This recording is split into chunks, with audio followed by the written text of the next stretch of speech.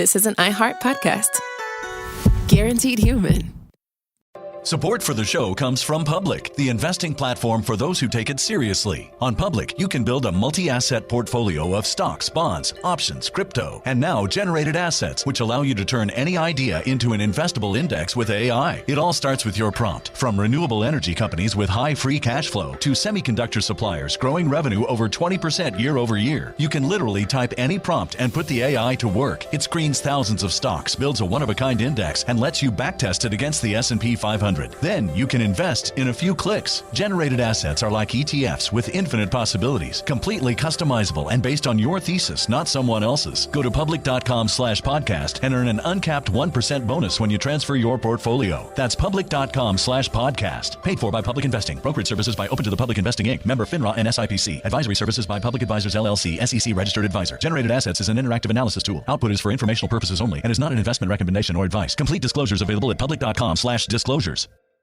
There's a difference between liking a house and actually getting it. Redfin is built to make up that difference and close the gap between finding and owning the home for you. Redfin agents close twice as many deals as other agents. So when you find a home you love, you're not a step behind when it comes to making an offer. That means less watching great homes disappear and more focus on the one you'll call home. Redfin helps turn saved listings into real addresses. Get started at redfin.com. Own the dream.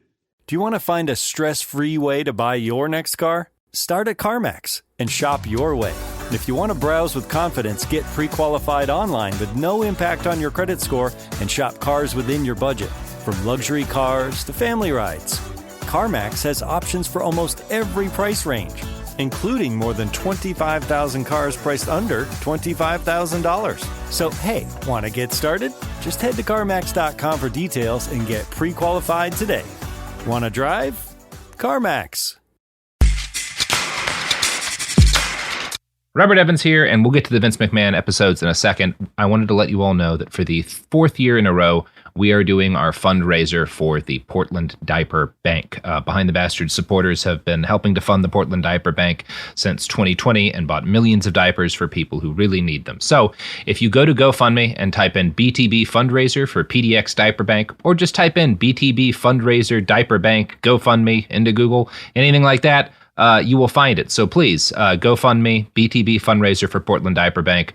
Help us raise the money that these people need to get diapers to folks who need them desperately. Hey everyone, I'm Robert Evans. I'm the host of a podcast called Behind the Bastards, and like most of you, I was raised during the 1990s and early 2000s on a steady diet of World War II movies and History Channel documentaries about Hitler. I decided as an adult to kind of make that into a career and just read weird books about the Nazis and other dictators and talk about them on podcasts, and for the last 5 years or so, that's gone pretty well. You know, every week I find a new terrible person. I read about them. I write a script, and the show comes out that you're all duly familiar with. Well, a couple of weeks ago, I decided, after a few years of every now and then getting suggestions from people, to do a bastard who was kind of from the... It's not really a sport, but we'll call it from the sports world. A guy you've probably heard of called Vince McMahon. He is the owner of, more or less, of what was once the WWF, is now the WWE. And I kind of expected it to be like every other episode of Behind the Bastards. You know, I spend 3 or 4 days, I read a book, maybe 2, do some research, put together a script. Well, to my surprise, a couple of things happened. One of the things that happened is that when I posted that I was doing this guy, it got a response unlike anything I've ever gotten. Thousands and thousands of likes on Twitter, and wrestling Twitter lit up over it. There were news articles about the fact that I was going to cover this guy, which has literally never happened before. Authors of books about Vince McMahon, including the author of the book Ringmaster, which we're going to talk about a little bit, by Abraham Josephine Reisman, hereafter referred to as Josie Reisman, reached out. People kind of lost their mind about it. And I found myself putting together a script that is currently set to be about as long as the script on Henry Kissinger. And that may seem insane for a guy whose primary claim to fame is running a wrestling company. But I assure you it's not. He deserves everything we're writing about him. And to kind of help me wrestle this monster to the ground. Can I just say I told you so, first of all? You did. You tried to warn me, Sophie. And for like several years. Yeah. So we're doing this, and the only people I thought could possibly help me wrestle this thing into a manageable form are two of the people I respect most when it comes to talking about shit like this. Sean Riley, a.k.a. Sean Baby, who you all will remember from the legendary episodes that we did on famous Karate Monster. Famous Punani Master. Punani Master. Sean, hey, how are you doing? Oh, it's good to be back. I've missed you. I have missed you too, Sean. And this is going to be a special one. And I also want to introduce Tom Ryman to the program. Tom's been on a number of episodes. Tom, you're also a big wrestling fan. Yeah. Very excited to be talking about Vince McMahon. I thought I knew everything there was to know about Vince McMahon, but the fact that you have such a volume prepared for us is making me think, like, did I not know how much of a ghoul he was? I thought I did. Well, I think he's technically a business goblin. Yeah, he's a business goblin. He's a business monster. There's a lot going on here. +4 business ghoul. One of the problems with covering Vince McMahon, weirdly enough, the thing that this episode is most similar to is writing about European royalty in the 1800s and 1900s. Because all of those like kings, like Napoleon III or Leopold or Victoria, there was like somebody writing about every single second of their life and every decision that they made, right? So there's just there's so much shit to go through. There's so much detail on everything they ever did. And weirdly enough, it's exactly the same with wrestling. Like covering wrestling is a lot like covering English or European royalty. I was about to say King Leopold had like a Dave Meltzer and a Wrestling Observer and stuff, just tracking his every move. So that's part of what's going on here. And the other part of what's going on is that, like, as I started learning about Vince, there are all these other wrestlers. Like, wrestling probably has the highest density of, like, monsters of any, like, entertainment industry sport out there, or at least interesting monsters, right? Like, there's just so many fascinating weirdos. Like a casual wrestling story is like, oh, yeah, my friend was cranky, so he tore a guy's eyeball out backstage. Yeah. Like, it's because they're carnies. It's a carnival thing. And so there's this, it's way more hardcore than I think the more casual person realizes. Yeah. The more casual fan. So probably every episode, all of the first couple so far, we're going to be going on long digressions where we just talk about other crazy ass stories from wrestling. Because I felt like I was doing a disservice if I didn't. I wanted to get like 5 Andre the Giant poop stories. We are talking a lot about Andre. Yes. I love Andre the Giant. Not a bastard, a hero, by the way, just so we're clear. For sure. I wanted a lot of indecipherable Ultimate Warrior monologues. Yeah. Oh God. I have been watching quite a bit of wrestling. I wanted to start by asking, what is y'all's background with pro wrestling? Oh, okay. Longtime fan since I was a kid. I grew up. I actually trained in pro wrestling for about half a year and did three live shows as a character named Captain Party. I was a superpowered frat boy. I did it here in Portland at the Ash Street Saloon. Oh, shit. Yeah. And let's see. I wrote 3 video games about wrestling, 3 WWE video games. Gosh, I feel like that's enough. That's so much expertise. It's a hell of a predicate. Yeah, I can't live up to that. Yeah. Tom, now you're on. Well, I mean, like, yeah, Tom. Fucking, I'll try. So I also grew up watching wrestling. Loved it since I was a kid. I was always more into WWF or WWE than WCW. I was a backyard wrestler for several years. Oh, hell yeah! And I definitely filmed one of my friends throwing another one of my friends off the roof of their house, and then that friend doing a flying elbow drop off of the house onto that friend. I never went off the house, but I had some fun bumps in a backyard done to me as well. I'm my friend back home books a local promotion. It's actually how I met my wife. I met my wife at a wrestling show. I didn't know that. Yeah, no, I've known you and your wife for so long. Oh, okay. So my buddy Jerry Stefanitsis books an independent wrestling promotion called Vanguard Championship Wrestling (VCW) in Virginia. And many years ago, they put on a show where they brought in Ric Flair. He was like a big name. They were bringing him for the show. Stolen so as a baby, by the way. I know. I remember that episode. That's nuts. Mm-hmm. And so she was Marina was there set up because one of the wrestlers, his mom ran this like new age sort of healing a store studio, and she had a massage parlor in there. Marina's a massage therapist, so Marina had a massage chair set up at this wrestling show, and that's how I met her. I met my wife at a Ric Flair appearance that my friend put on. Well, that is a happier Ric Flair story than we've gotten lately. Oh yeah, I mean, a lot of bad Ric Flair press recently. Ric Flair spent the whole day drinking and then tried to stiff somebody else with the bill. That's what I heard from that specific appearance. But I have so I will come in and say I have far less experience than all of you, and I think my experience kind of lines up broadly with like most kids in the 90s, where like I was never like a huge wrestling guy. I played a bunch of different wrestling video games in the late 90s, early 2000s when like friends would come over for birthdays. Robert, I also own a WWF Superstar stand-up arcade unit. I should have included that in my wrestling credentials.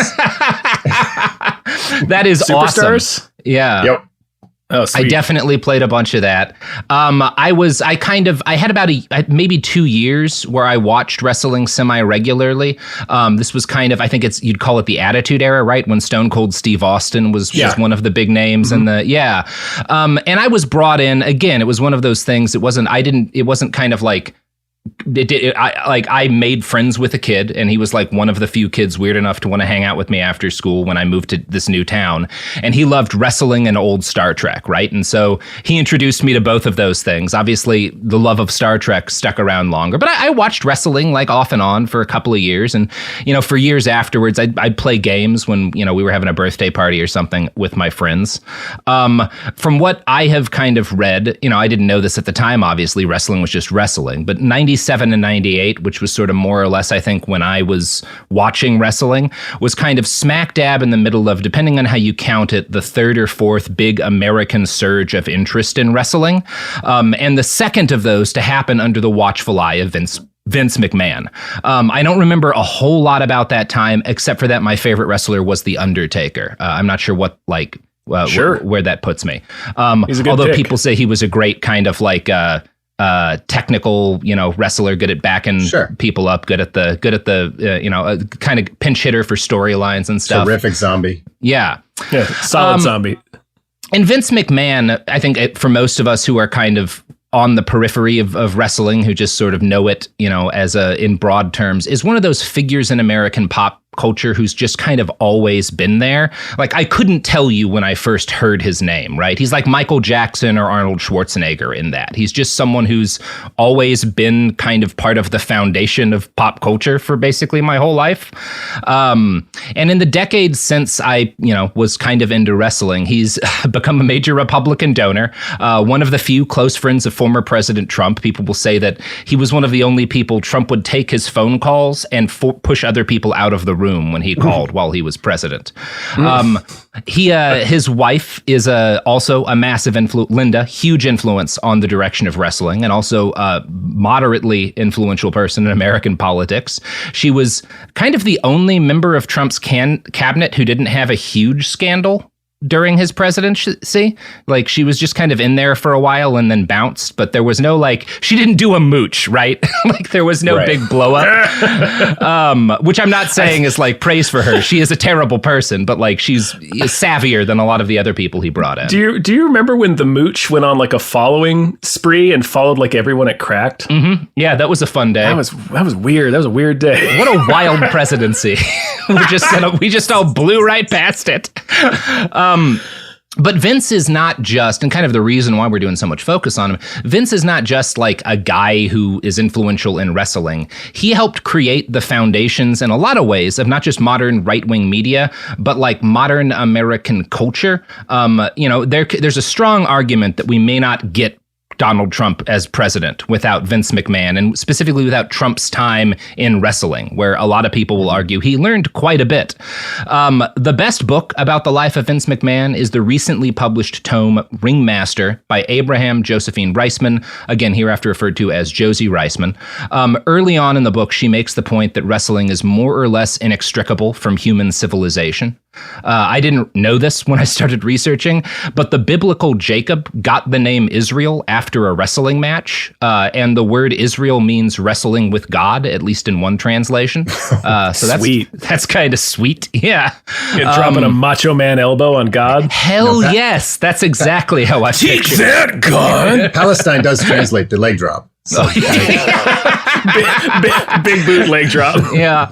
So virtually every culture has some form of wrestling. And generally, up until the modern era, these were like actual competitions, right? In which, athletes were, the end was in doubt. Obviously, like all sports, people, falling on matches for betting purposes has happened for forever. But generally speaking, it was supposed to be an actual competition. And while, that was always a part of wrestling, it also relied heavily on spectacle, right? This has always been a part of it. Now, if we're tracing back the origins of modern pro wrestling, the most direct place to do so is the French Revolution of 1830, better known as the July Revolution. This is the revolution that led to the overthrow of the Bourbon monarchy and its replacement by the House of Orleans. But that's, boring history nerd shit. So I'm just going to quote from wrestling reporter Kyle Dunning here. It is said that during this time, wrestlers were first given nicknames. Also, the tradition of an open challenge being issued to the general public was born. There was commonly a reward of 500 francs to anyone who could knock a wrestler down to the ground. This is where circuses got the idea from. I wish we still had that. This happened organically to me once. I was at a Mexican video game convention, and there was a wrestling ring in this booth that I was near. Just a weird little wrestling ring. Don't know why it was there. And someone asked me to get up and say something. And within 2 minutes, I just sort of organically offered to body slam the biggest person they could find.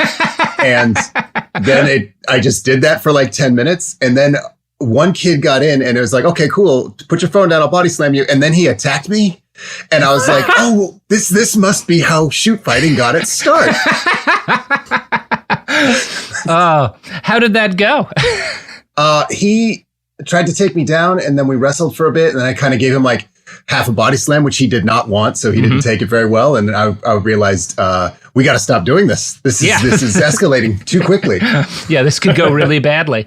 I always, there were back in the day, kind of one of the seminal moments in early internet culture was there was this director of horrible video game movies named Uwe Boll. Yes. I think everyone is familiar with this story, who got made fun of by comedy writers on the internet a lot, and so challenged them to a fight, like a televised fight. And he had some sort of semi-pro experience, right? He's like an amateur boxer. Yeah. Sure. Like he's legitimately like a more built dude than the average internet comedy writer in the late 90s, early 2000s, for sure.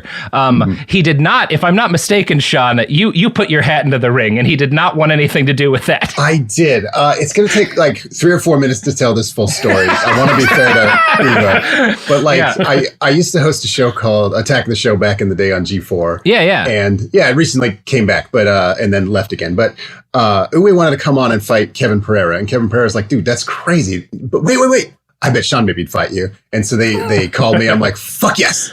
Today, tomorrow, I don't care when. And then Uwe's zero training. I don't need to prepare. I've been preparing for this fight my whole life. My whole life. When I got the call, I did jump some rope. I'm like, all right, let's get into some. Drank some raw eggs, yeah. Had a few eggs. And so Uwe's people like called me to get my stats, and I gave them my stats. I was, 6'3". I'm like 210 pounds.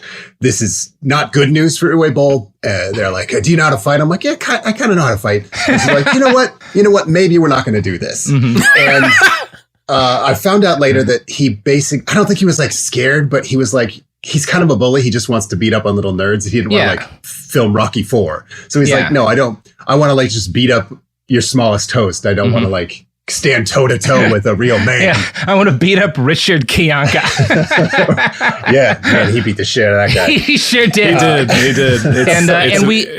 It's included as DVD extras on one of his movies. So I've watched all the fights. And it's we have since learned afterwards that Lotax had it coming. Yes. Yeah. He was we don't that's we'll be here we all don't need day to get into that. Yeah. But so anyway, he did offer me a spot in that. They're like, well, we'll fly you to Canada and we'll do it there. And like suspiciously, they never followed up on that. But anyway, that's the story of Uwe Boll. And then people say like, oh, he ducked me. And I guess he technically did. But I did go to the premiere of Postal. And I was like, I think it's only fair that I give him the chance to kick my ass. So I went up because I'd already like made fun of him in a couple magazines. Yeah. And I went up and he's like, yeah, I know who you are. And I'm like, okay, so like, are you like pissed? And he's like, no. And then he just very carefully explained all of my jokes back to me and how they weren't like real. Okay. And I'm like, yeah, they're fucking jokes. Like I don't think he understood even a beginning of what I was trying to do there. I'm like, yeah, I was making fun of you. The movies are bad. What the fuck are we doing here, Uwe? I think the way they framed it on the DVD extras that I saw was that he's fighting critics. So yes, maybe he thought it was like all film criticism and not just like jokes. Mm-hmm. I guess. I mean, I was criticizing his films. He was just like, right. Like in Blood Rain, there's a love scene. And I was like, this is obviously directed by a man who's never fucked. And he's like, I've had sex before. Like he's like clinically explaining like my jokes were. Uwe Boll does seem like the type of dude that would need to clarify. No, wait. I have had sex. Right. It doesn't translate into my work, but I have touched a woman. Yes, I have seen the boobies. I do like to think about him like getting in a cage with Ebert and then Ebert like pulling out like the Baraka weapons from Mortal Kombat and just kind of going to town on him. Shredding him. Just fucking swords erupting from his wrists. Yeah, that's how I imagine him fighting. You never jump in on Ebert. You got too much anti-air defense. Yeah. So to send you beyond the Valley of the Dolls. This kind of evolution in wrestling where it starts to become something that like, people like you're doing it out in public. People are like drinking heavily. You've got random folks locally kind of like showing up to fight, try to knock these wrestlers down. It becomes this circus act. This is what marks kind of the first really clear permanent separation from the various forms of competitive wrestling that had obviously been around for forever to modern wrestling as entertainment. Because obviously when you've got like random local drunks like queuing up to be suplexed, the point is very clearly not measuring grappling skill in a traditional way, right? By 1848, circus troupes had adopted a new style of wrestling known as first-hand wrestling, better known as Greco-Roman wrestling, which is not the way that the ancient Greeks or Romans wrestled, right? It's just called that. Well, they had pants on for one. Yeah, they had pants on for one, a lot less abusive in a number of ways. It banned a number of holds below the waist. It also banned a number of holds that had like kept killing people. So they were trying to like reduce the body count. Good idea. Circus troupes in Europe quickly adopted this new style. But not eliminate the body count. No, they never get rid of the body count. Let's be very clear about this. I've been watching old wrestling like from the 80s and early 90s with like my young friend Garrison. And one of the things we'll do in every match is like Google the names and see kind of who made it the longest. Idea. Yeah. A lot of 49-year-olds, tapping out of life in this sport, unfortunately. Oh, yeah. No, that's like not a joke. It's just a sad reality. Yeah.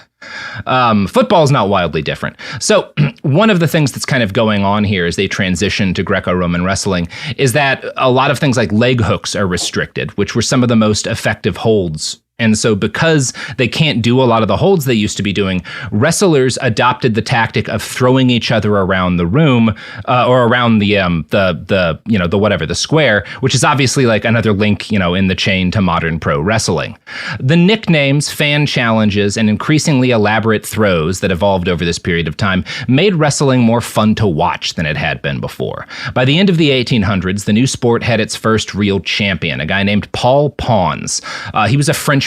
His stage name was Colossus, and he became by some counts, the world champion of Greco-Roman wrestling. That's what Wikipedia calls him, at least. The reality is he won a match sponsored by a magazine and then like another match sponsored in Russia, neither of which were really world championships, but he just started calling himself the world champion because, like, who's going to argue with you, right? Right. Like, this is before the internet. You can just say things. This is before the internet and you're giant, you know? Right. Like, So this Big made Lies him... gave us Bloodsport. I'm in favor of them. Yeah, it's fine. This made him famous, and he opened a gym for wrestlers and for strongmen, right? And this is, again, all kind of very highly tied to the circus still. The reality of the situation is that a couple of different countries had wrestling tournaments, and winning basically any one of them would qualify you to call yourself world champion if you wanted, because, like, there was no body that was sort of determining what was the real world championship. In the early 1900s, this is kind of the first time that we start to have what you could call a credible world championship.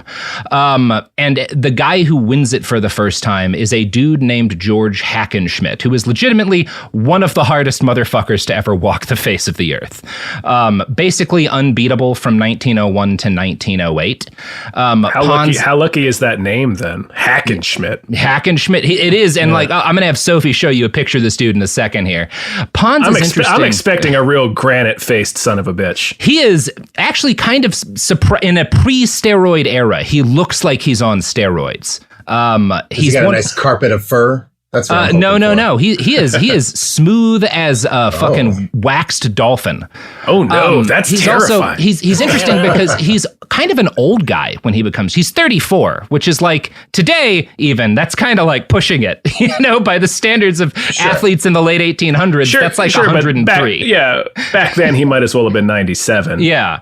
Hackenschmidt is one of the first really shredded guys, as I said, in the modern sense to ever be photographed. And again, it kind of says a lot that he still looks jacked by today's standards, even though there's no steroids in this period. There's not like a great understanding of muscle building. Why do you think they took his picture? Yeah. They were like, holy shit, look at this guy. It's also, he's credited as the inventor of the bench press and the hack squat, at least according to a website called Barbend that repeatedly tried to sell me creatine. I feel like somebody figured out the bench press before that. Yeah. It's not exactly super. I found another website that says he definitely didn't create the bench press, although I will say that website also tried to sell me creatine, Tom. So how much creatine do you have? So how much creatine did you get? Clearly not enough, according to these two websites. Did you buy enough creatine to invent the bench press? Not yet. But I'm hoping I bought enough creatine to determine which website is more credible. Like whichever creatine pushes my bench up more in like a 3-week period, that's the website I'll choose to believe. This is how we will measure all things from now on. Sophie, I want you to show them, like, Hackenschmidt looks like a crude discount action figure from a grocery store toy aisle. Oh, hell yeah. This guy looks like, he looks awesome. Yeah. Totally natty, you have to assume, because it's 1908. No neck. Yeah, absolutely no neck. He is neckless. He cannot put his arms down at his side. He can't put his arms down to his sides. He cannot put his arms down. He looks like a He-Man. Yeah. And like, look at those thighs. This motherfucker never skipped a leg day. We can say that with a degree of certainty. It's interesting looking loafers, black socks. Yeah, incredible look. Oh, hell yeah. He's got the socks pulled up, too. He looks like he a does professor. Look amazing. Yeah, it's interesting. This dude it's like reminding me of like the difference between like when like Christopher Reeve or like Michael Keaton played superheroes and then like what people who play superheroes look like nowadays. Like this guy's definitely jacked, but like he's not Hugh Jackman in the Wolverine jacked. No. Like it's Hugh Jackman and X-Men jacked. Yeah. Although he is a wide-shouldered man. He's so wide. Yeah, he is a fascinating looking fellow. So again, basically none of the creatine websites disagree that he invented the hack squat. So I guess we have to give him that. A different website that tried to sell me workout powders did argue that he didn't invent the bench press. And that article was written by a guy named Roger Rock Lockridge. So I do think we have to trust it because that's quite a name. Sweet name. So Hackenschmidt racked up more. He invented something. Yeah. Is the rock in quotes? Yeah, the rock is in quotes. Absolutely. Okay. I hope you could hear them. So Hackenschmidt racked up more than 3,000 victories during his career. A lot of them were during, there's a 40-day wrestling tournament that he wins in 1900. So this guy, you have to assume pretty good endurance. But he doesn't really earn a place of promise in the history books until 1905, when he travels to the United States. Now, in the US and the UK, obviously, like in Europe, as we've been talking about, Greco-Roman wrestling is the big thing. In the US and the UK, it's still a thing, but it's kind of less favored than something called catch-as-catch-can wrestling, which is a combination of several smaller variants of wrestling rules that allows leg hooks, but also emphasizes submissions and mat wrestling. This goes viral in the US because it made it particularly easy to allow challenges from members of the public at big outdoor events. Americans are drunk and love to fight, so you can't not have that, but also you don't want either to kill these guys or for them to seriously hurt your wrestlers. And so submission holds are something that wrestlers can train on and can kind of guarantee that they can win without like murdering a suburban dad by shattering his spine. Yeah. I'm just trying to picture the first poor son of a bitch that got put into like a figure four. Yeah. You would have no context for that. Yeah, you're just is this a spell? No, it's like a medieval peasant eating Cheetos. It just blows your mind. You would just have a stroke and die. Like you wouldn't be able to wrap your mind around whatever devilry was being done to your legs. Absolutely not. Yeah. No. This was still a point. Of times I've gone back to my date after losing to a figure four leg lock. Like, sorry, honey. I thought I had him that time. That would have been my whole life back then. Just going out on dates. Like, sorry, I'm going to go get my ass kicked, honey. Like, stop it. Come back to our date. You promised me you wouldn't do this anymore. My whole life. The evolution. You know he's just going to wrap your legs up again. I got it this time. I'll turn him over. If I can flip him over so we're on our bellies, I'll reverse the figure four. You never listen to me. You think my ideas are stupid. I'm imagining like early OSS men watching like a wrestling match and going, we have to figure this out. We have to put money into this. This is how we beat the Krauts. We gotta crack this nut. Yeah, they've got like a stone cold stunner locked up underneath the Pentagon. Like, we can't let this out. It's like the plague in the stand. If this gets out, anything could happen. I've always thought you could measure how good a lover a man is by how well he takes a stunner. Like how giving he is as a lover by how much he gets obliterated by the stone cold stunner. Which means the Rock does like a full backflip. I'm saying on record, I think the Rock is a very giving lover. I mean, honestly, Sean, it's the Rock or Vince. Yeah, Vince sort of does like a weird like paralytic quiver. Like, he used to do it better. Before he blew his knees up. So Hackenschmidt's style and size made him pretty unstoppable in the U.S. for a time. He very quickly defeated the American champion of the day, a guy named Tom Jenkins, in what was not a particularly hard match. Hackenschmidt was so dominant that a wrestling promoter named Charles Cochran took him aside and was like, hey man, you can make a lot more money if you like fuck around with your opponents a little, like taunt them, toy with them, give people a show instead of just like beating the absolute piss out of them. In an article for eWrestling News, Kyle Dunning writes, in other words, he wanted to fake the contests to make them more competitive because the marks would keep coming back if they thought he was beatable. With this business philosophy, catch wrestling soon transitioned to become professional wrestling, and many other countries adopted the same, knowing there was more money to be made predetermining bouts for entertainment value. It all relied on keeping to kayfabe that wrestling remained a sport in the eyes of the public. Now, again, it's not as... this is kind of like flattening it a little bit. Obviously, other promoters had been doing wrestling matches where the ending was sort of settled ahead of time, but that was not always the case. And it was also a thing where, like, a lot of time in this day, even if you were supposed to be setting up who's going to win ahead of time, it would still, like, either egos would get in the way or something, and, like, people would actually just wind up fighting, right? Sure. Like, this was a lot more common back then.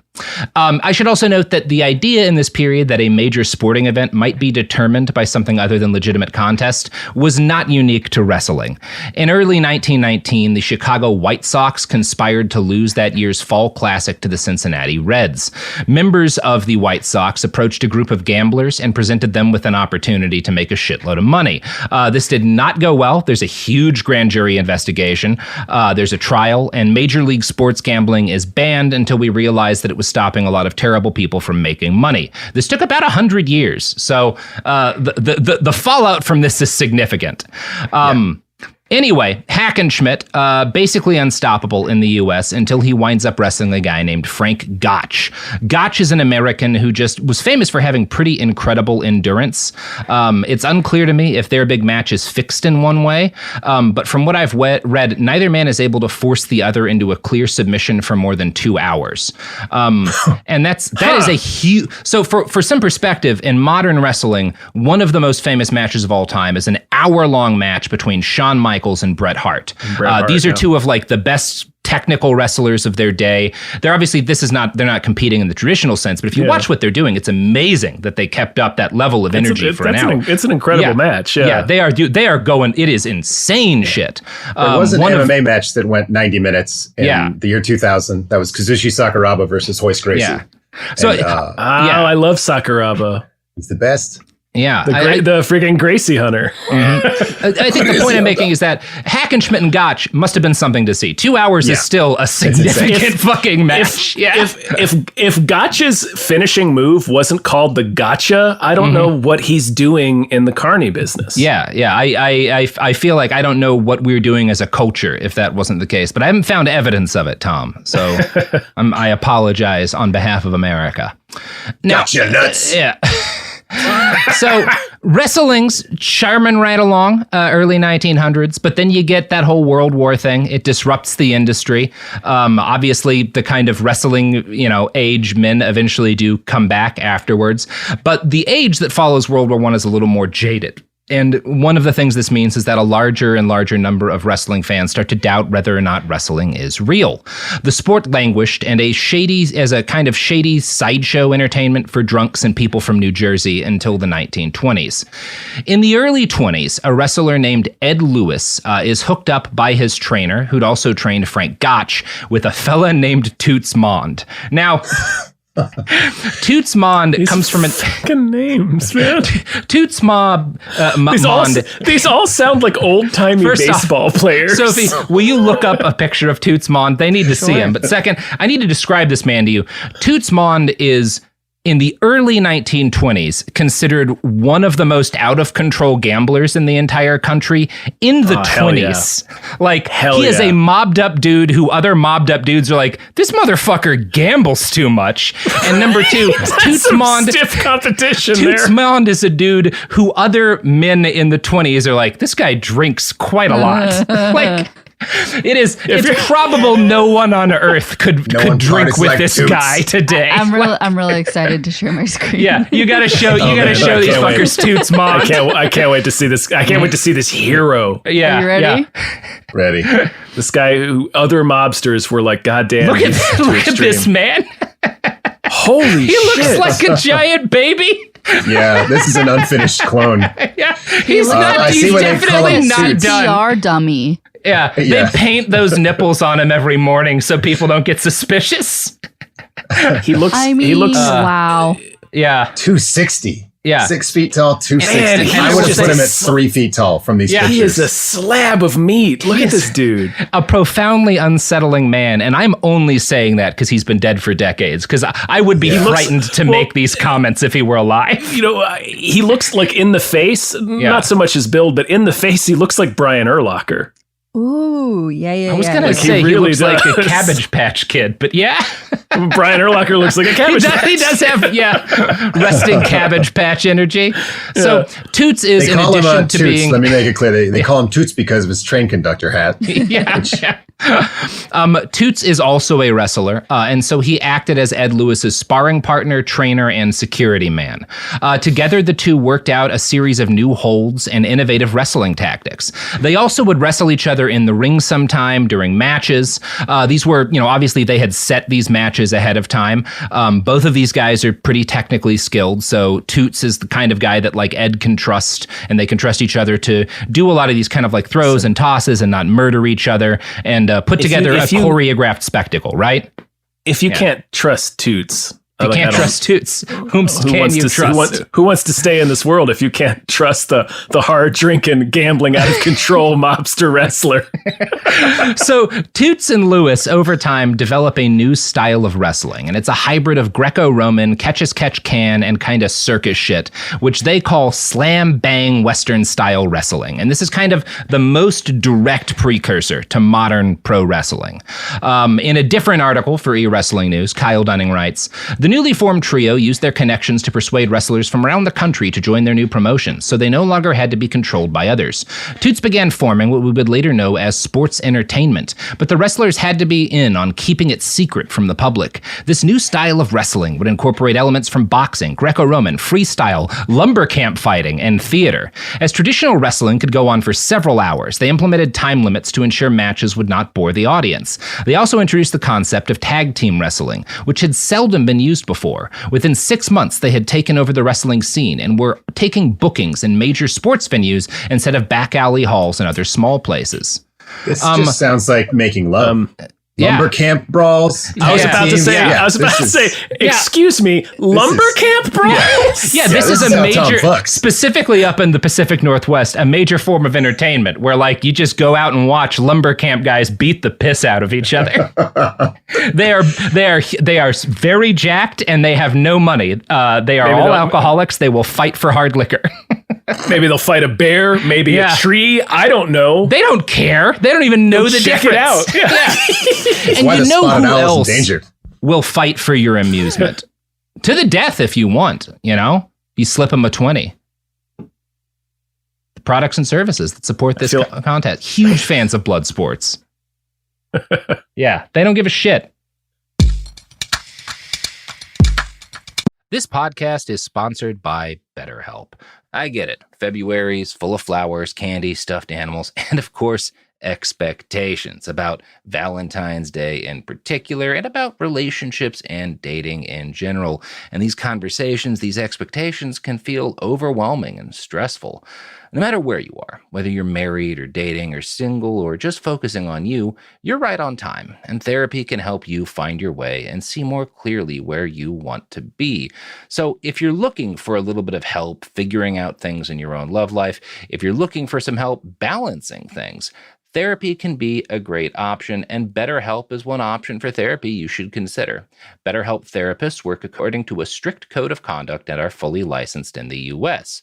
BetterHelp does the initial matching work for you so you can focus on your therapy goals. A short questionnaire helps identify your needs and preferences, and their 12-plus years of experience and industry-leading match fulfillment rate means they typically get it right the first time. If you aren't happy with your match, switch to a different therapist at any time from their tailored recommendations. BetterHelp is the world's largest online therapy platform, having served over 6 million people globally, with an average rating of 4.9 out of 5 for a live session based on over 1.7 million client reviews. So sign up today and get 10% off at betterhelp.com/behind. That's betterhelp.com/behind. Support for the show comes from Public, the investing platform for those who take it seriously. On Public, you can build a multi-asset portfolio of stocks, bonds, options, crypto, and now generated assets, which allow you to turn any idea into an investable index with AI. It all starts with your prompt. From renewable energy companies with high free cash flow to semiconductor suppliers growing revenue over 20% year over year, you can literally type any prompt and put the AI to work. It screens thousands of stocks, builds a one-of-a-kind index, and lets you backtest it against the S&P 500. Then you can invest in a few clicks. Generated assets are like ETFs with infinite possibilities, completely customizable and based on your thesis, not someone else's. Go to public.com/podcast and earn an uncapped 1% bonus when you transfer your portfolio. That's public.com/podcast. Paid for by Public Investing. Brokerage services by Open to the Public Investing Inc. Member FINRA and SIPC. Advisory services by Public Advisors LLC, SEC registered advisor. Generated assets is an interactive analysis tool. Output is for informational purposes only and is not an investment recommendation or advice. Complete disclosures available at public.com/disclosures. Hey, this is U.S. Olympic gold medalist Tara Davis Woodhull. And I'm U.S. Paralympic gold medalist Hunter Woodhull. As athletes, our lives are about having a clear path. And a team that you can absolutely trust. So when it came to getting the best mortgage, we chose PennyMac. PennyMac is proud to be the official mortgage provider of Team USA and you. Learn more at pennymac.com. PennyMac Loan Services, LLC, Equal Housing Lender, NMLS ID 35953. Licensed by the Department of Financial Protection and Innovation under the California Residential Mortgage Lending Act. Conditions and restrictions may apply. We're back. So, lumber camp fighting, all this kind of stuff fuses together to make slam bang Western style wrestling, which Toots and Ed create. I love that somebody saw lumber camp fighting and was like, "This is close. America needs this, but it could be quite bigger. there. Not quite there. Needs to be on a national stage. If this had shiny panties, a couple of capes." And really throwing each other weird, wild distances, surprising air. That's what we need here. And I got a fancy guy with a monocle. Yeah. More guys in suits. Yeah. There's not nearly enough racist caricatures. No one's dressed as a sheik. So for one thing, we're going to have to fix that. We got to fix that quotient right now. It is worth noting that around the same time, the late 1920s and early 30s, other people were innovating wrestling too, obviously. Like, this is not a two-person thing. Among other innovations in this time, the flying tackle and the drop kick are invented, which I love to think of the first man like the Wright brothers of drop kicks. They keep failing at it, like they're about to leave for the day, and then one more time. Just let me try one more time. I know I can do it with both feet. And get both legs up. Can you imagine seeing that for the first? It's like seeing the figure four for the first time. Oh my God. We're like, oh shit. Yeah. Is he Icarus? Yeah. I think the next thing that will be like that is when they finally clone a mammoth. Like, my God, look at it. Right. Yeah. The timeline of human history is split at the drop kick. I'm going to drop kick it. I'm going to drop kick that mammoth right in the fucking snout. Oppenheimer watching the first drop kick. Now I have become death. Destroyer of worlds. That's all the bomb is. That's all fission is. It's atoms drop kicking each other. Yeah, it's an evolution of the drop kick. So Billy Sandow would test new recruits for kind of this wrestling business that they're building in his own private ring, while Toots would work with them on their finishing sequences. This kind of period is when they invent the concept of wrestling having a go-home sequence, which is commonplace today, but back then it was new and exciting to fans. Toots also introduced the concept of the no contest and double count out, which moves wrestling away from kind of the old school competitive roots and creates a lot of possibilities for storytelling, right? For ways that you can kind of end matches and stuff without people getting beat up too bad. And that, opens up possibilities for all sorts of storylines, a whole bunch of stuff.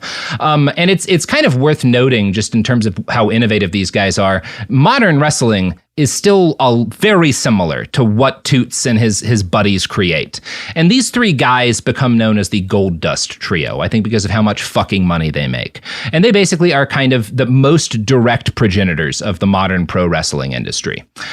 They do a lot of fights in burlesque theaters, sideshows, and they kind of move on in a fairly short span of time because of how much interest there is to stadiums and other massive, respectable venues. And wrestling for the first time spreads across the United States, not as just a thing people did, but as a semi-organized business in which there's quite a lot of money. Now, Toots is the enforcer. In addition to training people and stuff, he and another guy, John Pasek, would beat the shit out of any wrestlers who tried to go into business for themselves. This earned them the nickname Hookers. That's what they're called for doing this. I'm not really certain why. But yeah, that's it. That old Hooker Toots. I love that. I love that Toots just applied his mob training to this. It's like somebody else trying to muscle in your territory. Fucking break his legs, Toots. There's not a problem that Toots cannot solve with a fucking drop kick. Yeah. So that's a lumber brawl double threat when you can beat a guy in the ring and beat a guy out of the ring. That's the total package. Just Toots walking into work. He's got a briefcase, and inside of it is just a stump. Yeah.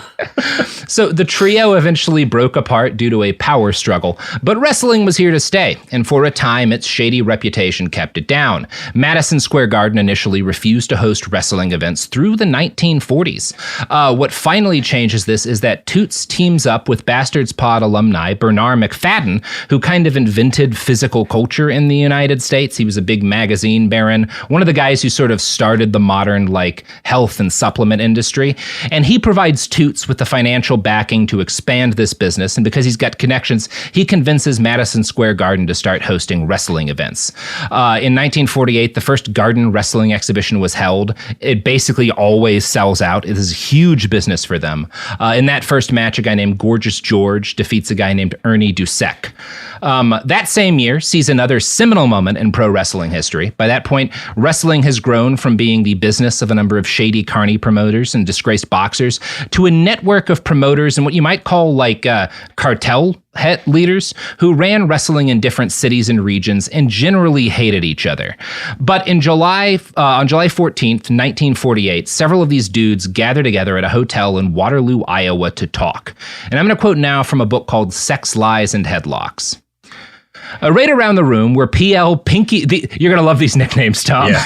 PL Pinky George, a former bantamweight fighter who ran all the shows out of Des Moines. Al Haft, who liked to book big names in Columbus, but couldn't keep them for long because he was notoriously cheap. Orville Brown, a 250-pound brawler from Kansas City. Max Clayton, a genial Omaha businessman who paid only $25 for a main event, but made up for it by buying his favorite wrestlers straight whiskey and steaks. And Tony Stetcher, who ran the Minneapolis territory while managing his brother Joe, a 3-time world champion who could dent a sack of grain with his thighs. Hell yeah. At least, what an amazing thing on a CV. Who could not? What's it? Yeah. Dent a sack of grain with your thighs? We must be missing something. What a weird metric. Yeah. I feel like most people could, but maybe grain was different then. Right. Maybe their definition of bag is... Just sit on the grain. 60% of those guys have killed somebody with a wrench. Oh yeah, absolutely. But only 30% of them remember it. Right. I love how like some of them are like, oh, this guy's the toughest guy in the world. And then one guy's like, I guess he can you can tell he's been sitting on grain. Yeah, he does a lot of grain, real grain sitting.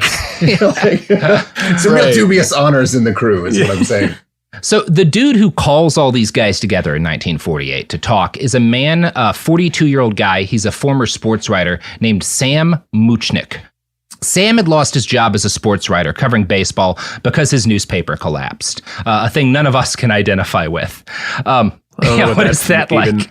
Can't picture that. Yeah. He decided to deal with this trauma by starting to work for a wrestling baron and then becoming one himself. He rises to prominence fairly quickly, and he takes a little break to do some World War II stuff. But when he gets back, he finds himself frustrated by the fact that wrestling is kind of being held back by this vicious pack of promoters who they're always fighting and bribing each other to like steal each other's wrestlers. And this is getting in the way of both their profits and expanding the business. So he gets all these guys together, these real shady motherfuckers. And he's like, what if we set up rules together as the bosses of these different kind of syndicates to set up prices, to like fix wages, to blacklist wrestlers who go into business for themselves. Now, this is very illegal. They are violating the shit out of the Sherman Antitrust Act, but these guys are all criminals, right? This is not the first law these people have broken. This is mob shit. This is classic mob shit. Yeah, this is very classic mob shit. And these guys all have a shitload of money, so they figure they can bribe whoever they need to bribe. He gets all these guys at the President Hotel to agree to his idea, which amounts to something like the only union pro wrestling would ever see. And of course, it is a union of owners. This goes on to become the National Wrestling Alliance. Interesting fact, there's another NWA that's like a wrestling kind of alliance that predates this NWA. But yeah, it's not a kind of big deal in the history. So anyway, interesting stuff. So they all agree on this. They form the NWA, this big cartel. The last holdout to it is Muchnick's former friend and bitter rival, a guy named Lou Thez. Thez eventually agreed to merge outfits with Muchnick and join the cartel. And Muchnick is like, okay, but if we do that, you got to agree to lose a title match to this wrestler the NWA likes called Orville Brown, right? So this match never happens. Brown and his business partner, another wrestler that he'd fought that night, were like driving home from the match. They're like friends, but they're supposed to be enemies. And they happen to hit an 18-wheeler. They may have been hammered and very nearly die. This is a problem for several reasons, because Brown and his partner are supposed to be hated enemies. And the fact that they're riding together in the same car creates a scandal. I think they get fired for this. It threatens to undo the fragile bonds of belief that made wrestling what it was. So I think later on a similar thing happens to Ric Flair. He's in a plane crash with a guy he's feuding with, and they had to pretend like they weren't traveling together. Yeah, I want to actually talk about this a little bit because like it's now fairly well known that within the wrestling world, this kind of mix of lies and theater to create this illusion of a contest is known as kayfabe, right?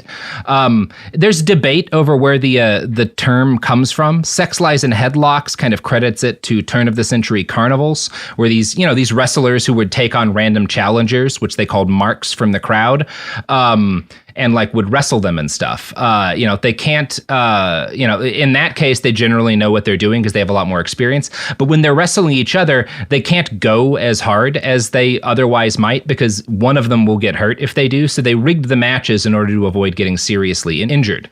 And they have to, in order to like kind of set this stuff up, they have to develop a secret language that lets them kind of plan stuff out in public without making it clear to others what they're doing, which is this kind of Pig Latin dialect called Carney. So one theory about where kayfabe comes from is that it's just a term from this little language that they made up. Initially, it's kind of a term for like, shut the fuck up. There's like marks watching, right? Like that's the initial meaning of kayfabe. But over time, it just becomes a metaphor for like, don't let anyone on what's really happening. Now, we don't actually know that that's the origin of kayfabe. Nobody is certain where it comes from. But throughout the middle of the 20th century, this kind of whole language grows up around pro wrestling, as Josie Reisman describes. For nearly a century, this illusion was maintained at all costs in a kind of industry omerta. A heel and a face who were sworn kayfabe enemies couldn't be seen drinking together in their off hours. A wrestler billed as Iranian couldn't be known to be Italian. Even wrestlers themselves sometimes had trouble keeping track of what was kayfabe and what was not. So they developed two more terms. A work was anything that was kayfabe, and anything that was real was a shoot. Now, a couple of other notes here. A heel is a bad guy, right? Like in wrestling, they're generally the guy, especially in this period, they're nearly always supposed to lose, right? Meanwhile, a face, which stands for baby face, is like a good guy, right? There's generally the people who are supposed to win in this period. That's going to change a lot over time. Eventually, you get to the point where like heels and faces kind of move up and down, and there's also becomes this kind of third category, and a lot of times the heels win because they're the people that like the fans like the most. But in this period of time, it's a lot simpler, right? Well, there's Hulk Hogan's kind of a notorious liar, but like in his book, he had a story about like he had a gun that belonged to one of the Savage Samoans, and then they all had to go to jail because the Savage Samoans wouldn't talk in front of the police because the wrestlers were supposed to be like these caveman monsters that didn't speak English. So they could have like cleared up the misunderstanding about the gun, but like, to keep the kayfabe, they all went to jail instead. And I'm like, there's no way any of it's true, but like this is what Hulk Hogan said. I don't know. I've heard that story from other sources than Hulk Hogan. Right. I don't know that like you are, Sean, you are very correct. Hulk Hogan is a famous liar. There are stories that crazy that we're about to talk about. Okay. So stuff on that level and even wilder does occur. And I remember reading about how Ric Flair's wife didn't know it was fake until like deep into the 90s. No. There's a lot of that going on. I do want to note before we get into some of these stories, not all wrestling fans are marks. Over time, professionals split them up into smarts and marks. A smart is somebody who gets that, like, this is not real, right? These giant men throwing each other across the room are engaged in a performance. This is not really fighting. Reisman and other historians of wrestling, like, kind of traditionally, the assumption was there's only a few smarts. Most people are marks. Reisman, increasingly, and other historians of wrestling tend to suspect that actually, like, most fans, particularly most adult fans over time, are smarts. They're all it's sort of like Santa Claus, right? And, there's a period of time where you kind of believe that it's a real sport, and then you get older, you see something that breaks the illusion.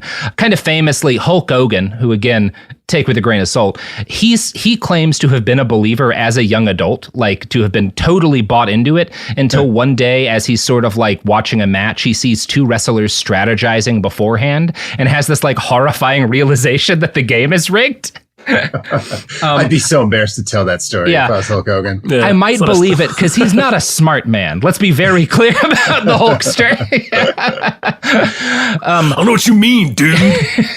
Reisman also notes that while most fans were probably savvy enough to parse out the truth eventually, wrestlers for decades lived in mortal fear of breaking kayfabe because managers and promoters drilled into their crews that this lie is the only thing keeping the interest in wrestling and thus their job jobs alive, right? This is deadly serious to the industry, right? Wrestlers are kind of divided into, again, you've got your heels and your baby faces and stuff. One of the most interesting realities of early wrestling is again, kind of how seriously this is taken. Even though maybe most fans eventually figure it out, a lot of fans never do. Some of this is because guys like Muchnick would demand that their heel and face wrestlers never travel together, never act friendly together in any way. If wrestlers suffered injuries in their regular life or got arrested and charged with crimes, which happened constantly, this would get worked into storylines on the fly. My favorite example of this stemmed from the 1983 arrest of Kerry Von Erich, and we will be talking about the Von Erich family in a little bit, but I want to read a quote from the book dark story. Yeah, that's what we're ending on. But I want to read a quote from the book Wrestling Babylon by Irv Muchnick right now. Kerry and his wife were returning from their honeymoon in Puerto Vallarta, Mexico, when U.S. customs agents, during a routine inspection, caught him with 18 unmarked tablets in his right front pocket. Inside the crotch of his pants was a plastic bag containing an assortment of nearly 300 other pills, including codeine, diazepam, Librium, and possibly Percodan, 10 grams of marijuana, and 6.5 grams of blue and white powder. The Von Erichs wove the ensuing... Yeah, that's a pretty good list of shit. The Von Erichs wove the ensuing publicity into the world-class TV storyline, vaguely suggesting that Kerry had been framed by the Freebirds, their arch rivals. 18 months later, after behind-the-scenes maneuvering, the charges were dropped by the Tarrant County District Attorney. Very fun story. So... The wrestlers Rock and Roll Express in this period. These drugs in my butthole. Yeah. What's his name? Michael. Oh shit, I forget his name. The guy from. Never mind. It doesn't matter. So, Michael Bolton. You're thinking of Michael Bolton. Yes, I'm thinking of Michael Bolton. Aren't we all always? I am. So wrestlers didn't just kind of keep the fans, try to keep this shit up for the fans. They also kept their own families in the dark, maintaining the lie that the matches they were in were real competitions and that their fights with other wrestlers were real. This sometimes caused dangerous situations. An early heel named Mario Galinto was so hated that his wife feared for his life, and so she started showing up at matches with a loaded handgun to protect him from his rivals, and she would pull it on them and stuff. Like she would threaten them with it during matches, and eventually promoters had to sit down with Mario and were like, you have to tell your wife the truth. She is going to murder someone on television. Like, this is a serious problem for us. You need to stop marrying 6-year-olds. She was blasts Paul Bearer or some shit. Right. Just empties a 38 into him on fucking channel 38. Cannot kill what's already dead. She didn't, when he tells her the truth, allegedly, she doesn't speak to him for 3 days. Oh my God. Just destroys I her. See that. I mean, that's kind of humiliating, but also like just infuriating. Like, you lied to me. You also, lied to me. So stupid. About wrestling. Well, I mean, she was in such fear for him that she was carrying a loaded gun to his matches, and he was letting her continue to do this. He was like, honey, I get it. You're doing a reasonable thing. They both missed a lot of red flags, I think. This is maybe communication wasn't their strong suit as a couple, that's possible. It is, to be fair to her, it was super common for wrestlers to get assaulted and injured by fans. Women in particular had a habit of jabbing heels with hat pins on like their way up to the ring and stuff. Men, meanwhile, tended to throw rocks and bottles at them. In one South Carolina match, a 78-year-old man with a knife stabbed Al Rogowski so bad that he needed more than 100 stitches. Now, oh my God. Al is a hard son of a bitch, so he refuses to go to a hospital. He drives himself back to his house. He finds someone there to sew him up, and then he wrestles the very next day. Because I tell you why wrestlers don't have any health insurance. They sure don't, Tom. They are better paid back then. And he doesn't get any sick time either, so if he doesn't wrestle the next day, he doesn't make money. So it's like, fucking glue me up. I'm going out there. I should note, it is generally agreed upon by the historians I'm reading, the money's better back then than it is now by comparison. Like, these guys are making better livings than like modern wrestlers often tend to, which is kind of interesting to me. Obviously that does, it's different around the country. That's not everywhere, but broadly speaking, it's easier to make an okay living then as a wrestler than it is today. A lot of people will argue. Yeah. You got stabbed more often. You did get stabbed more often. For an example of that, Sean, Rowdy Roddy Piper claims to have been stabbed 3 times by fans who thought he was an actual bad guy. I don't doubt it, man. Yeah, people, that's true. he used to drive people crazy. No, he's a genius. He's an incredible actor, very, great. very, He's very great. talented at what he did. But also, like, just looking at Rowdy Roddy Piper, you have to be either ready to die or the drunkest anyone has ever been to be willing to attempt to stab that man, because he was a fucking monster. And also, his whole gimmick was that he was insane. Yeah, absolutely. So- God, I love Roddy Piper. Enough to stab him. Yeah, I would 3 stab him times? if it Give me a meant chunk of your he flesh. was back again. If we got one more episode of Always Sunny in Philadelphia with him playing the Maniac. The Maniac. What an absolute hero. You know what? During this next ad break, go watch the movie They Live, starring Rowdy Roddy Piper. Just a champion.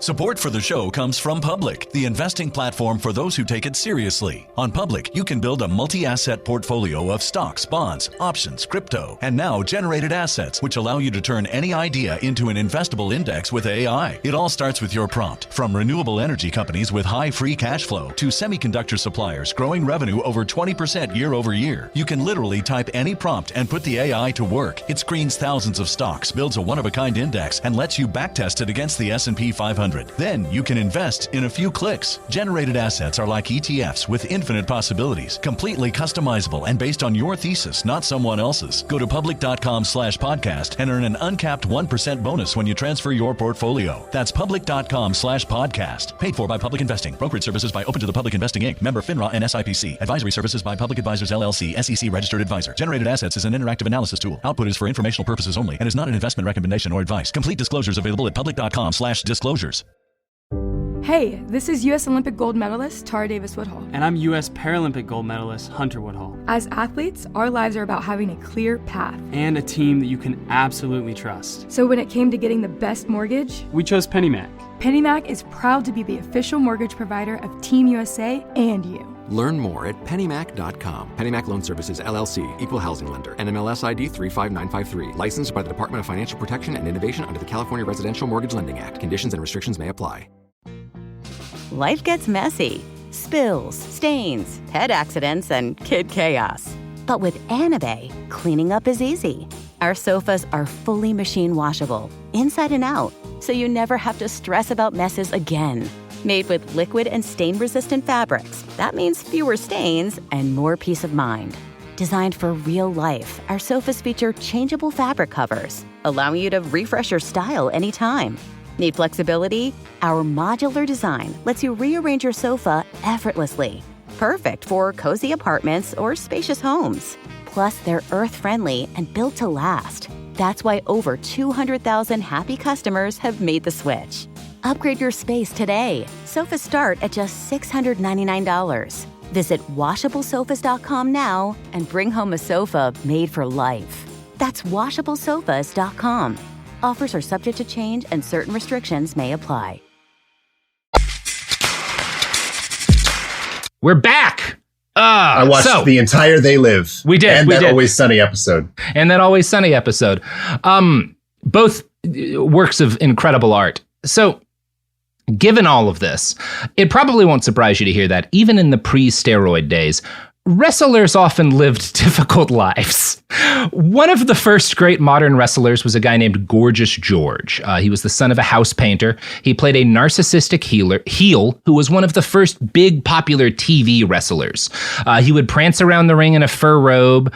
He was kind of a little like queer-coded kind of bad guy thing, right? This is, the 60s. He gouged eyes. He flirted with audience members, and he just like chewed the fuck out of the scenery. George is a huge hit in like the 50s and kind of early 60s, but by the time he retires in 1962, the heavy drinking that came with his career field, because it's part of just what these guys do to deal with the pain, because they're, it's not easy on your body, had destroyed his health. When he retires, he uses the money he has to start a bar in Van Nuys, but his medical bills quickly force him to sell it.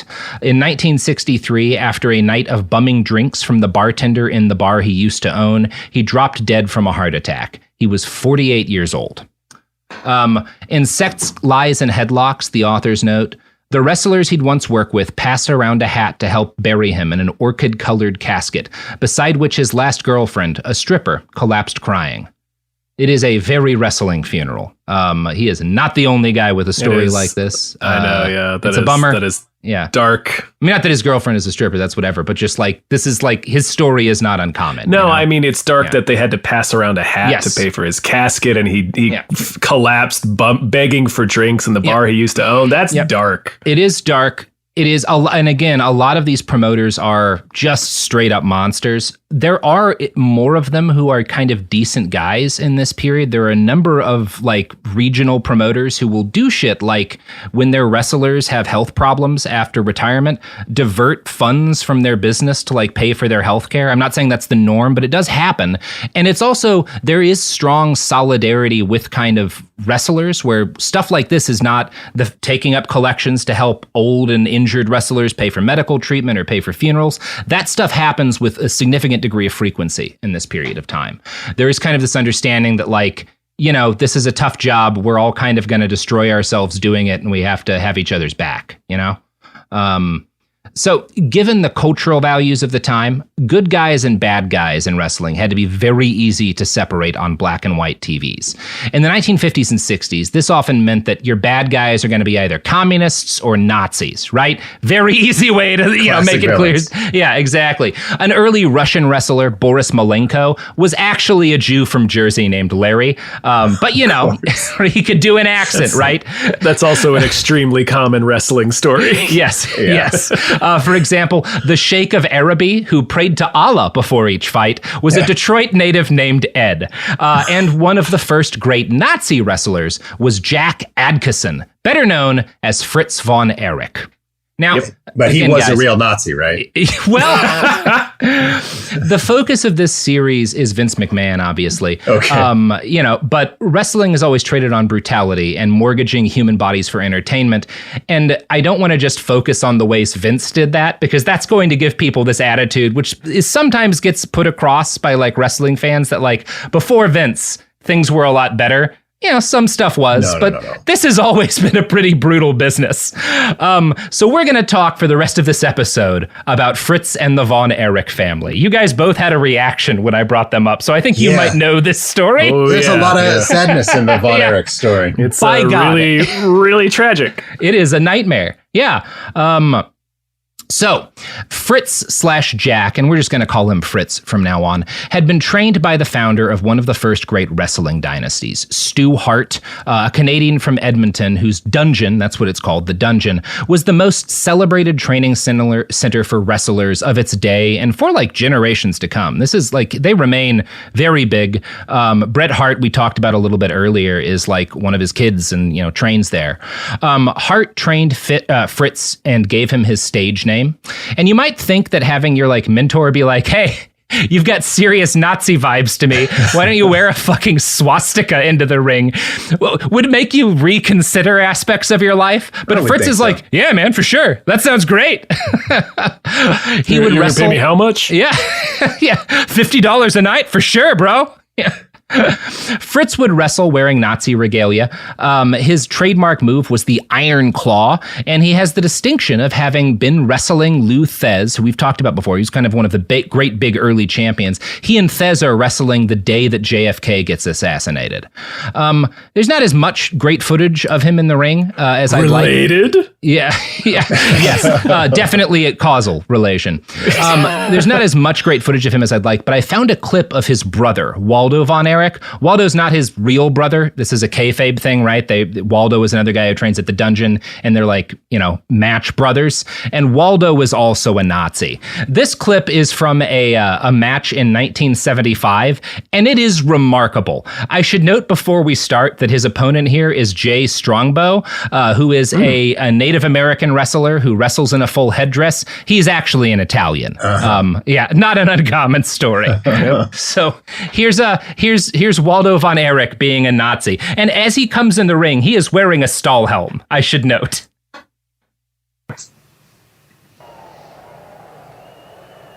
Boy, he sure is. Yeah, he is wearing a Nazi helmet and a sleeveless shirt. He's got a riding crop in his hand.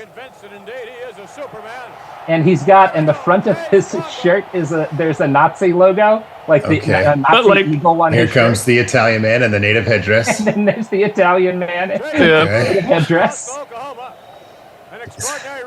Chief J Strongbow. Mm-hmm. The pride of Oklahoma. From Tuscany. Old-timey wrestlers, I do love the gay-coded fancy man and the Indian chief are like my two favorite like problematic characters. Oh yeah. You get some. I love that Waldo's swastika. You can tell they weren't into drawing it. I also love, steroids are starting to be a thing in the 70s, but they haven't figured them out great. So these guys are just huge dudes with beer bellies. Oh, he's doing a Nazi salute. There it was. Yeah. Now, the Iron Claw, if the audience doesn't know, is kind of like a Nazi salute on the human face. You grab the front of their head and you just squeeze it. Mm-hmm. Glorious. Impossible to escape. I mean, palming someone on the face. Yeah. Just how do you get out of that? Just rough. You could walk backwards to the side. No one thinks of that. No. You're trapped forever.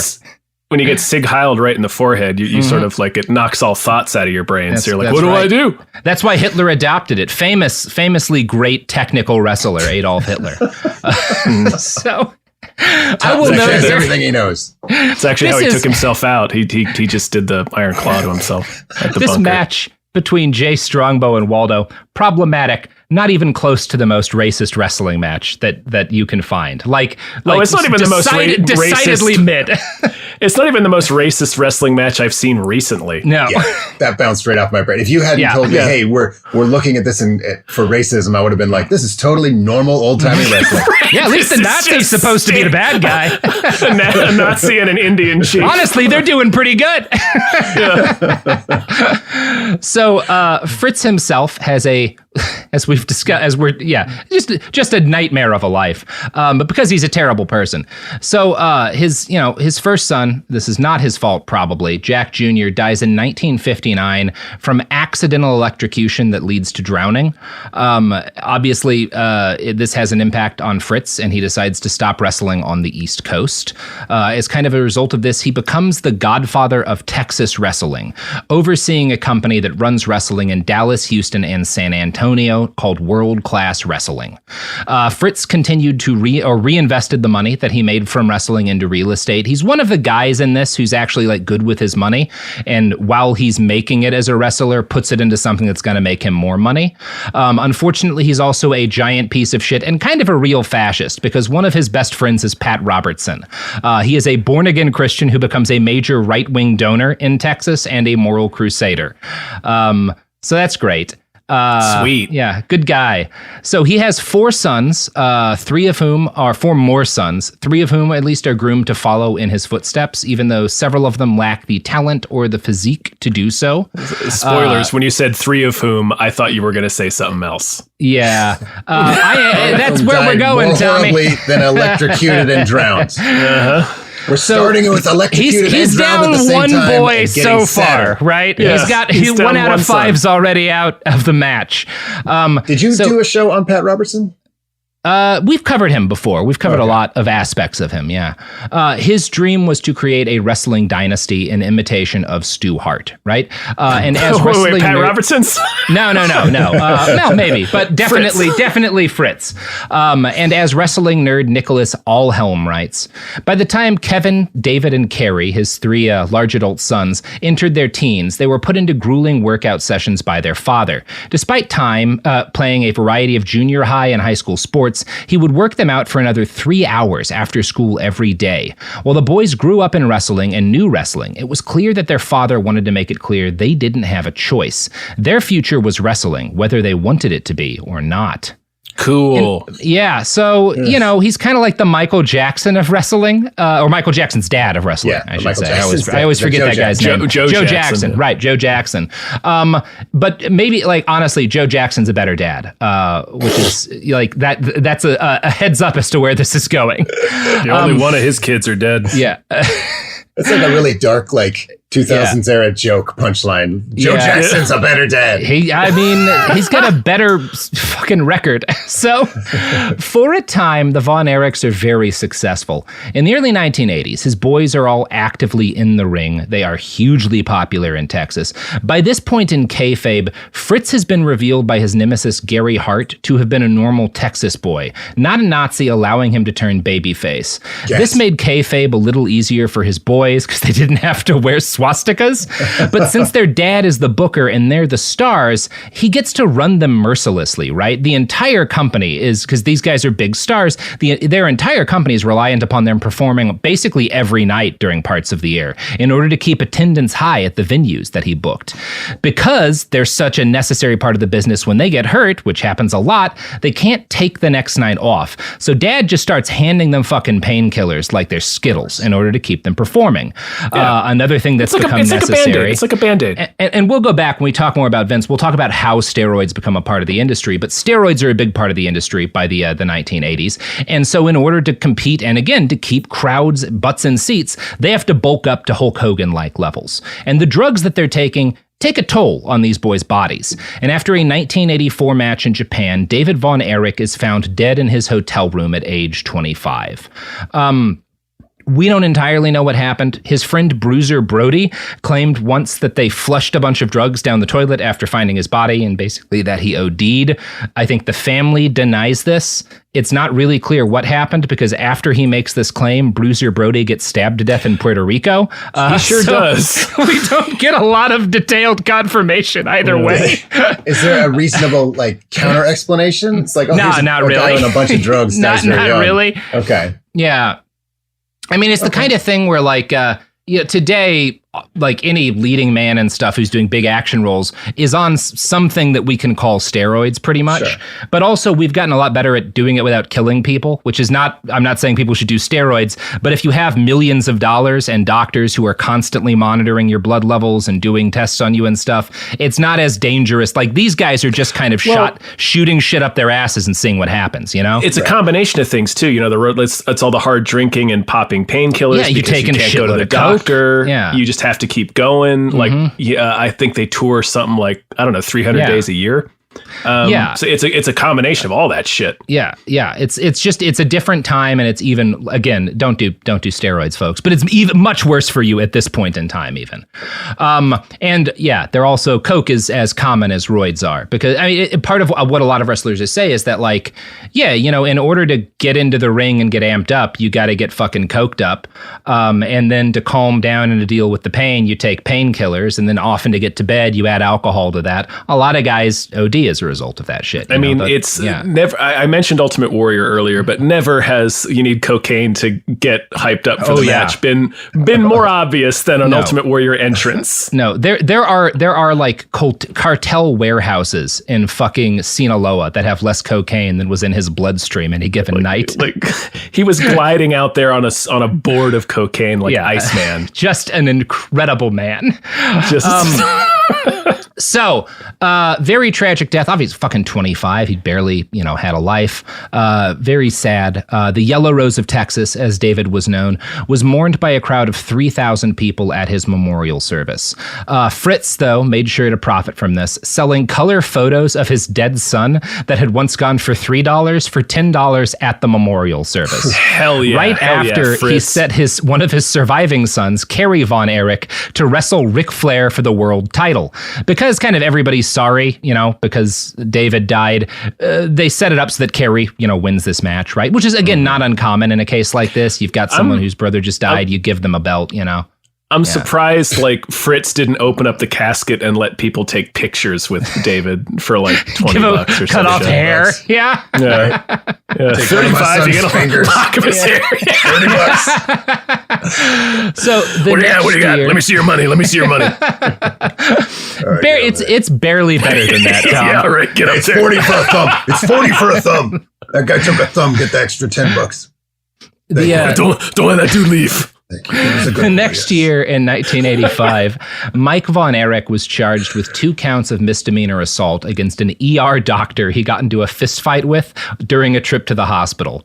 Shortly thereafter, he goes to Tel Aviv to wrestle, and he takes a bad bump to his shoulder that dislocates it badly enough that it requires surgery. Due to either poor hygiene or bad luck, after surgery, he contracts toxic shock syndrome, which is very serious and very uncommon. Just like in general, it's not something men get often. It's certainly not a common side effect of shoulder surgery. He gets transferred to a hospital with 105-degree fever and his kidneys shutting down. The upside of this is that he is too weak to punch another doctor. So that might have helped. So the doctor lived through that encounter. So the doctor survived. And he does. And while his son is fighting to survive, Fritz starts he goes to the press, basically, never waste an opportunity. He tells the media that the number of calls from fans to the hospital outnumbers the calls that a neighboring hospital had received when JFK was sent there in 1963, which is an insane flex. That's a real... If anybody wants a bag of bloody stool, $70. Let me see right. Yeah, you get in there. It's real Trump saying, now I have the tallest building in New York City. Yeah, it's wild stuff. Mike does pull through. He survives this. And his brother Kevin gives a press conference calling his survival a miracle. Alas, he's permanently injured from this, right? His weight drops down to just 145 pounds. He is now no longer able to speak without slurring his voice. He just he doesn't recover from this. Muchnick writes, quote, Fritz lost no time in repackaging him for the wrestling marks. Mike was nicknamed the Living Miracle. Fans were promised that he would defeat the odds, wrestle again, and claim a championship for God and family. To give the gimmick momentum, Mike was wheeled out in a car to wave to the 25,000 fans at the Big October show at the Cotton Bowl.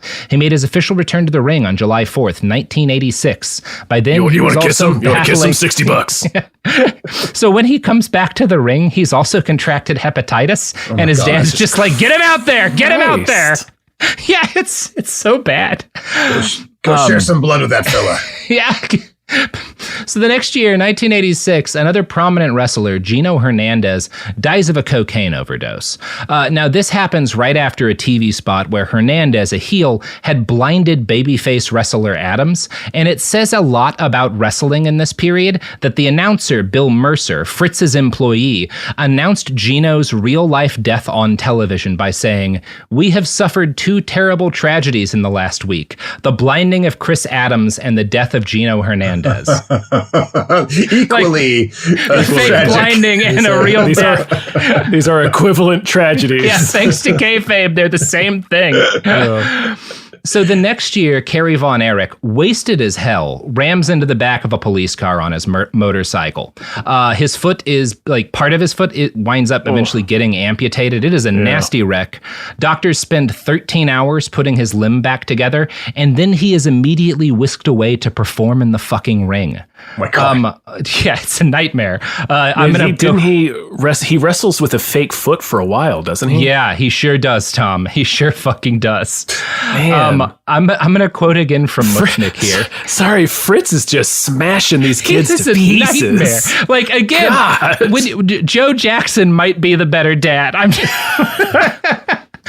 Quote, his opponent this evening was carefully instructed to sell for Kerry, for it was clear in advance that the man who was once among the most agile 250-pounders in wrestling would be virtually immobile. Still, they had to make a good show of it. So while Kerry changed into his trunks, a doctor filled a syringe with enough Novocaine to numb Secretariat's hoof.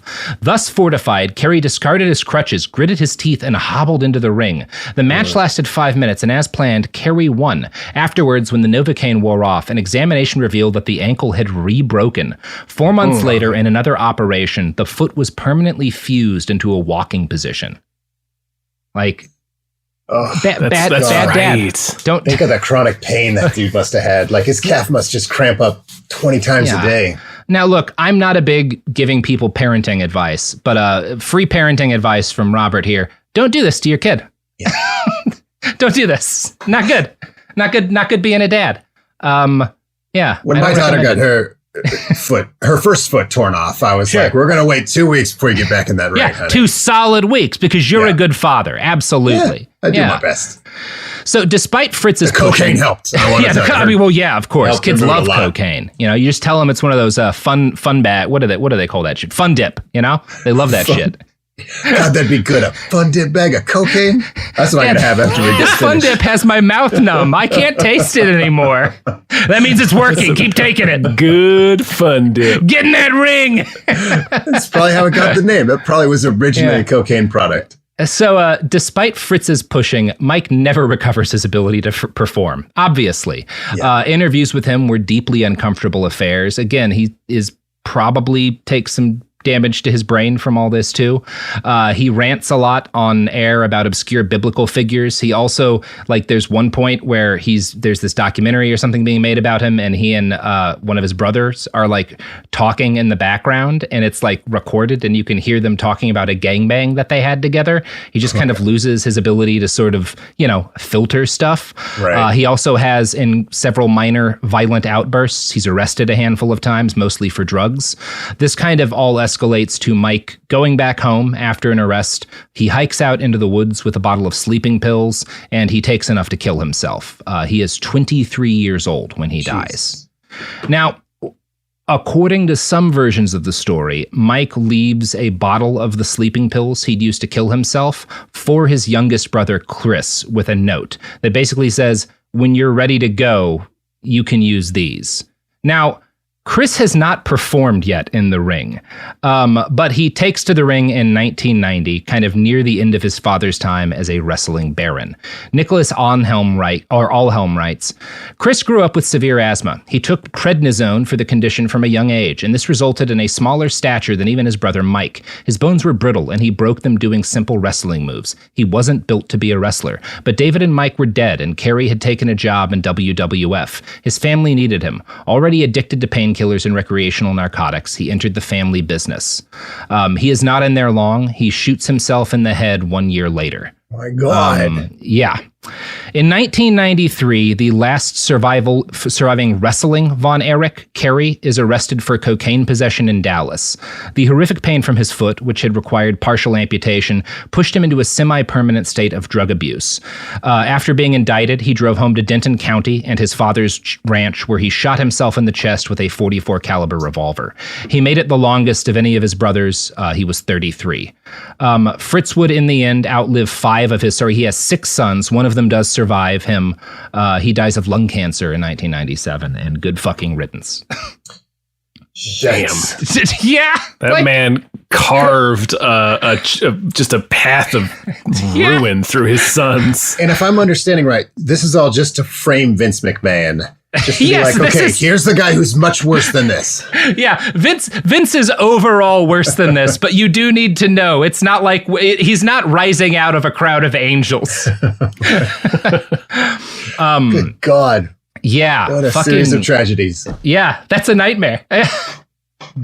When you are responsible for 4 of your sons' deaths, all before the age of 40. Yeah, not a great dad. And 3 of them killed themselves. Yeah.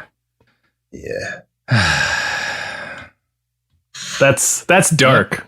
Mm-hmm. Yeah, it's pretty bleak. You guys got anything to plug? Tom, you go first. Well, for $75, you can take some of his hair. For $80, I'll let you hold the gun. Oh my God! I like how you paused. You're like, "Am I really going to say this? Should I go for this? Yes, yeah, absolutely. You know what? Fritz would have done it. Yeah, Fritz would have done it. You can catch me over at Gamefully Unemployed. It's a podcast and streaming network I do with our former cracked coworker and great buddy David Bell. So check that out, patreon.com/Gamefully Unemployed. You can find us also on anywhere you look for podcasts and on the social medias. That's pretty much it. Hell yeah, it is. Absolutely. Beautiful and, stuff. I'm at 1900hotdog.com featuring monthly columnist Tom Ryman. Mm-hmm. Who's great, and an all-star cast of comedy writers. We do daily jokes, text and pictures like the old days, and it's fantastic. I work with Robert Brockway, who's also our dear friend from Cracked, and patreon.com/1900hotdog. Mm-hmm. That's my plug. Excellent. Definitely check out Gamefully Unemployed and 1-900 Hot Dog. I have one other thing to plug. This is not a project of mine, but we will be talking, Sean, in our episode on Steven Seagal. We chat a little bit about Judo Gene LaBelle, who, according to some versions of the story, choked Steven out so badly he pooped his pants. Now, this is debated, but there is a fellow on YouTube named Bobby Fingers. Bobby is an Irish man who does something in the entertainment industry, like making practical effects and models. I can't describe his videos better than he makes models of moments from pop culture history. And one of the things he does, and you should just watch them. I can't describe them better, but one of the ones he builds is a diorama of Judo Gene and Steven Seagal locked in combat. Go find Bobby Fingers on YouTube and watch this shit. It's genius. I love it. Yeah. I'm writing this down. Mm-hmm. Yeah. That's the fucking episode, everybody. Oh, well, it didn't even get to Vince. A little bit, yeah. It's already such a long road strewn with bodies before we even get to so this. Many men have died. And we've only just begun.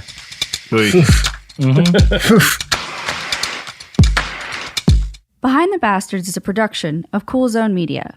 For more from Cool Zone Media, visit our website, coolzonemedia.com, or check us out on the iHeartRadio app, Apple Podcasts, or wherever you get your podcasts. Tired of spills and stains on your sofa? Wash away your worries with Anabay. Anabay is the only designer sofa that's machine washable inside and out, starting at just $699. Plus, Anabay sofas are pet-friendly, stain-resistant, and feature changeable slipcovers and modular pieces. Get up to 60% off site-wide with a 30-day money-back guarantee. Visit WashableSofas.com to get yours now. That's WashableSofas.com. Offers are subject to change, and certain restrictions may apply. Pro drivers live for race day, but for small business owners, every day is race day. That's why going pro with Lenovo Pro matters. One-on-one advice, IT solutions, and customized hardware powered by Intel Core Ultra processors keep your business on the right track. Business goes pro with Lenovo Pro.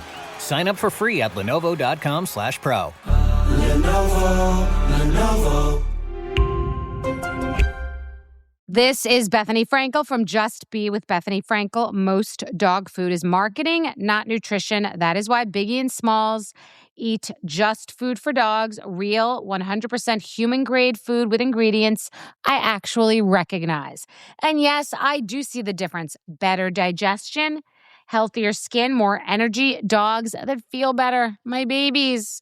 If you've been on the fence about switching, stop overthinking it. What's more important than your furry babies and their health? Go to justfoodfordogs.com right now and get 50% off your first box. No code needed. Just try it. This is an iHeart podcast. Guaranteed human.